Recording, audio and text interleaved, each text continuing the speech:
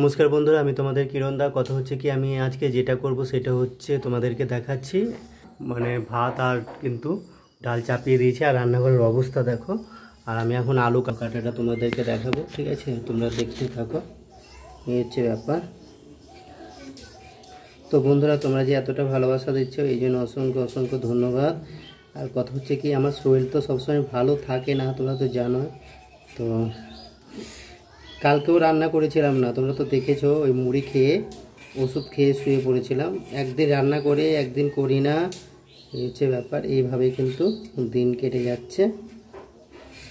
তো তোমরা অনেকেই কমেন্ট করছো, দাদা রান্না কেন করো না?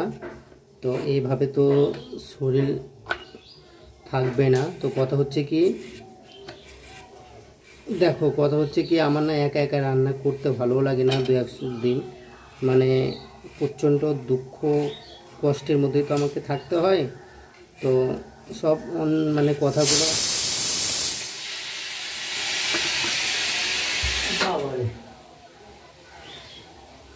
তো সব দুঃখ কষ্টের মধ্যে তো আমাকে থাকতে হয়। দেখো সিটি পড়লো, ডালের সিটি।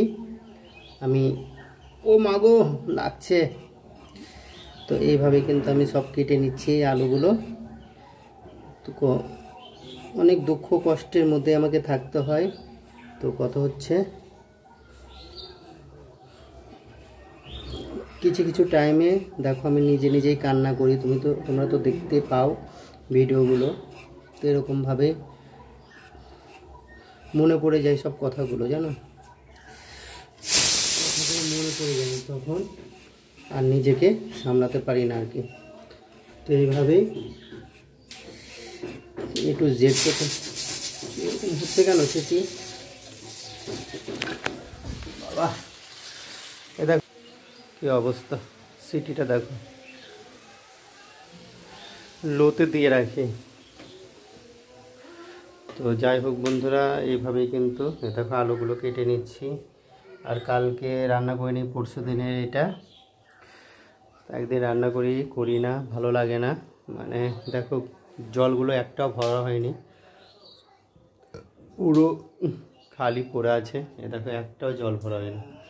তো কী করব আমি বুঝতে পারছি না। আমার যদি ভালো না লাগে আমি কি করব বলো? কিন্তু খেতে হয় একটু, এই জন্য করি। দু একদিন রান্না করি না, এমনি হয়ে মুড়ি। কালকে তো মুড়ি খেয়েই শুয়ে পড়েছিলাম, আর ভালো লাগে না। আলুটা কেটে নিই, খেয়ে ভাবছি একটু তাড়াতাড়ি কটা রান্নাবান্না করে খেয়ে নেবো। মাগো মাগো। তো বন্ধুরা, এই ছিল আজকে ব্লগ ভিডিও। তোমরা ভালো থাকবে, সুস্থ থাকবে। তোমরা ভালো থাকলে কিন্তু আমি ভালো। আজকের মতন বাই বাই করে দিচ্ছি। নেক্সট একটা ব্লগ ভিডিও নিয়ে দেখা হবে, ততক্ষণ তোমরা ভালো থাকবে।